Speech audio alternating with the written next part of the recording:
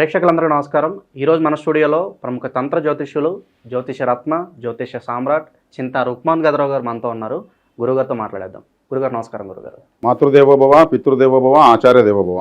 మే నెలలో వృశ్చిక రాశికి ఓవరాల్గా ఈ నెలలో ఎలాంటి ఫలితాలు ఉండబోతున్నాయి? రాహు, కేతు అలాగే గురుగ్రహ సంచారం కూడా ఈ నెలలో జరగబోతుంది. గురుగారు, దీని ఆధారంగా మరి వృశ్చిక రాశి వారి పరిస్థితి ఎలా ఉండబోతుంది ఈ నెల?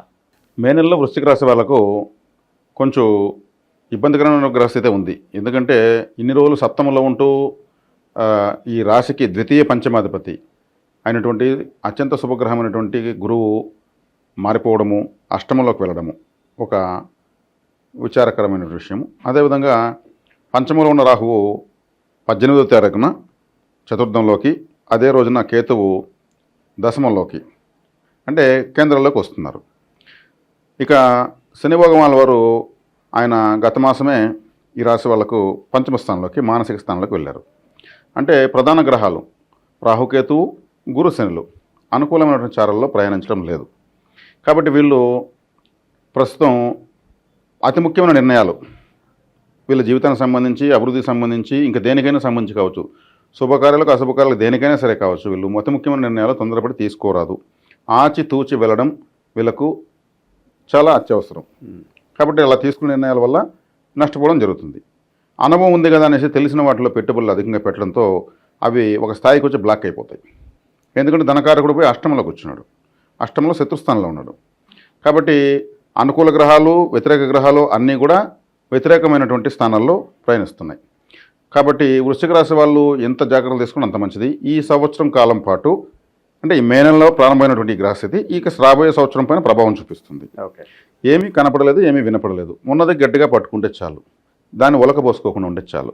కాబట్టి విద్యార్థులు కష్టపడి చదవాల్సి వస్తుంది. 4వ ఇంట్లో రాహు వచ్చాడు కాబట్టి విద్యాస్థానంలో, దశమ స్థానంలో కేతు వచ్చాడు కాబట్టి వ్యాపారస్తులు, ఉద్యోగస్తులు, కొత్తగా ఉద్యోగ ప్రయత్నాలు చేస్తున్న వాళ్ళు కూడా కాస్త నెమ్మదించడం మంచిది. ఒకవేళ చేసిన ప్రయత్నాలు విఫలమవుతాయి. కేతు వచ్చే కాడికి ఆటంకాలకు కారకుడు కాబట్టి. అదేవిధంగా పంచమ స్థానంలో శని ఉన్నాడు కాబట్టి సంతాన ప్రయత్నాలు చేసేవాళ్ళు కూడా కాస్త జాగ్రత్త తీసుకోవడమే. సంతాన స్థానంలో శని భగవానులు ఉన్నారు కాబట్టి శని ఆలస్యానికి కారకుడు కాబట్టి వీళ్ళు చేసే ప్రయత్నాలు కూడా ఆలస్యం అవుతాయి. అంతకుమించి వీళ్ళు అతిగా వైద్యాలు చేసుకుంటే కూడా వికటించే ప్రమాదం ఉంది. ఎందుకంటే ఇక్కడ గ్రహము సంతానాన్ని ఇచ్చే అనుకూలమైన గ్రహం లేదు. తత్సంబంధమైనటువంటి పంచమాధిపతి అష్టమంలోకి వెళ్ళాడు. కాబట్టి పంచమాధిపతి అంటే ఆలోచనకు సంబంధించినటువంటి గ్రహము గురువు, జ్ఞానకారకుడు అష్టమంలో శత్రుస్థానంలో ఉన్నాడు. క్లియర్గా ఉంది ఫార్మాట్. అప్పుడు ఏమవుతుందంటే అక్కడ అంత కంఫర్ట్గా అతను మంచి చేయలేడు.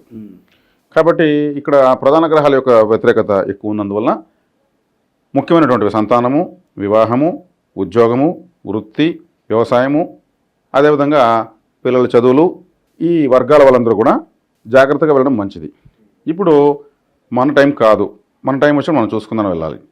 కాబట్టి ఇప్పుడు కొత్తగా పెట్టుబడులు పెట్టాలనుకునే వాళ్ళు మరీ ముఖ్యంగా జాగ్రత్తగా ఉండాలి.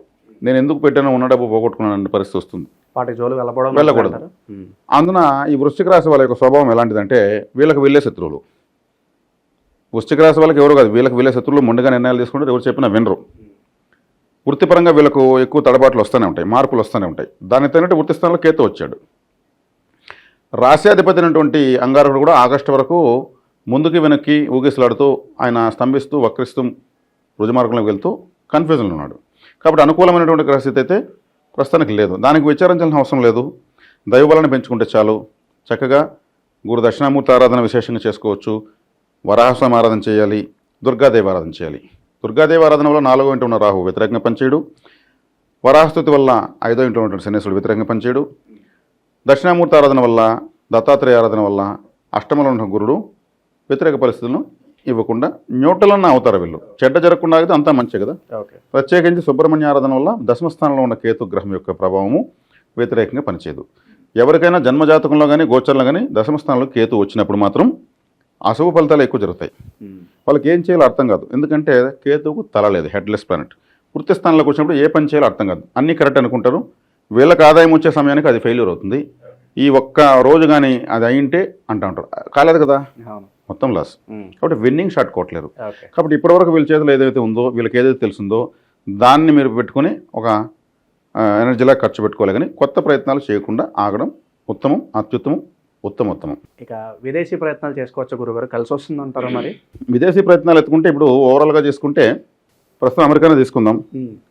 ఇండియా పైన కచ్చి కట్టి కత్తి కట్టేస్తారు వాళ్ళు, బెంబేలెత్తిపోతున్నారు. ఉన్న వాళ్ళని ఊడబెక్కేస్తారు, కొత్త వాళ్ళకి ఇవ్వడం లేదు.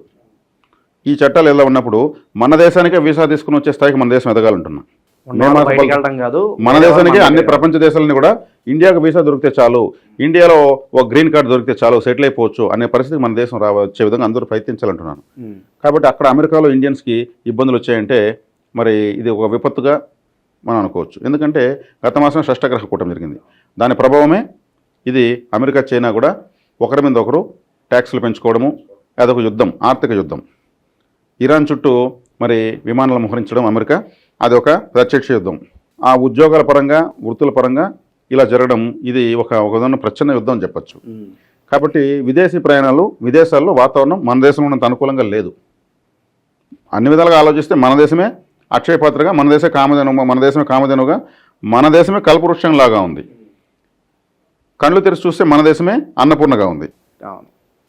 ఆ దేశాల్లో చట్టాలు, ఆ దేశాల్లో నాయకులు, ప్రభుత్వాలు మారినప్పుడు ఏ నిర్ణయాలు తీసుకుంటారో అది ఎవరి మీద పిడుగుపాటుగా పడుతుందో అర్థం కాని పరిస్థితి ప్రపంచం అంతా వచ్చింది. భారతదేశము ప్రపంచమంతా భారతదేశానికి వచ్చిన ఆదరిస్తుంది. భారతదేశంలో ఉన్న వాళ్ళు ఏ దేశానికి వెళ్ళినా చక్కగా ఆ దేశ అభివృద్ధికి పాటుపడుతున్నారు. కాబట్టి మనకు విదేశీ ప్రయత్నాలు ఈ వృశ్చిక రాశి వాళ్ళు చేయడం కన్నా ఇక్కడ ప్రయత్నం చేసుకోవడం మంచిది. ఈ దేశంలోనే ఇంకొక సంవత్సరం పాటు ఉంటే వీళ్ళకి మించిన హీరోలు లేరు.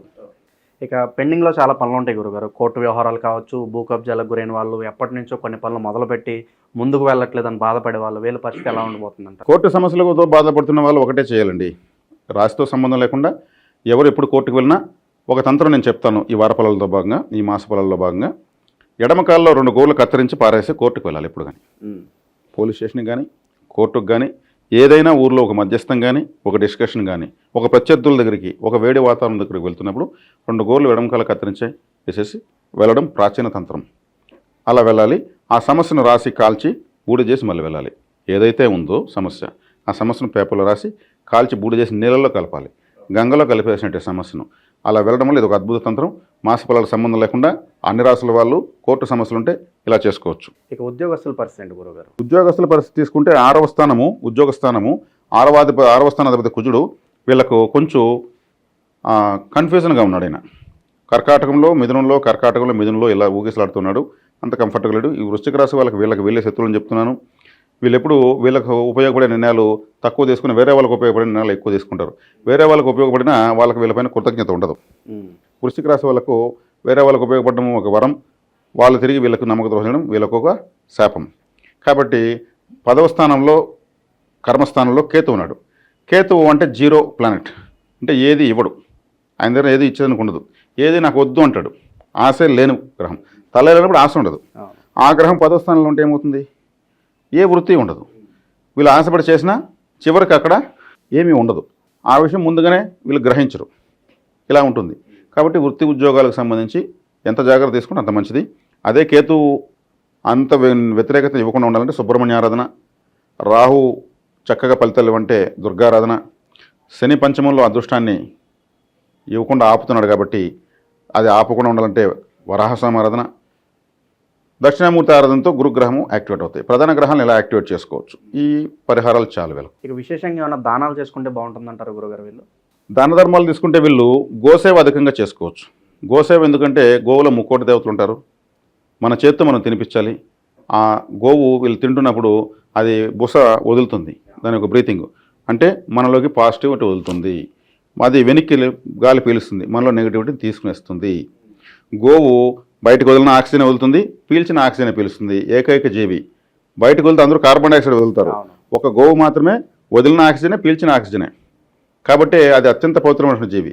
కాబట్టి ఈ గోవుకి చక్కగా మనం పచ్చగడ్డి, అరటిపండ్లు, ఇంకేదైనా దాన, మంచి పదార్థాలు పెట్టచ్చు. ఇప్పుడు గ్రహాలు 4 గ్రహాలు అనుకూలంగా లేవు, ప్రధాన గ్రహాలు, వాటికి సంబంధించిన ధాన్యాలు నానబెట్టి బెల్లం కలిపి తినిపించవచ్చు, తప్పలేదు. లేదంటే ఏదైనా గోశాలకు వీళ్ళు చక్కగా డొనేషన్ రాసేయచ్చు. వాటి కుటీరాలకు, వాటి సంరక్షణకు, మెడిసిన్కు, ఫుడ్కి, దేనికైనా సరే వీళ్ళు గోశాలకు రాయొచ్చు. ఇప్పుడు విశేషంగా గో ఆరాధన పెరిగిపోయింది.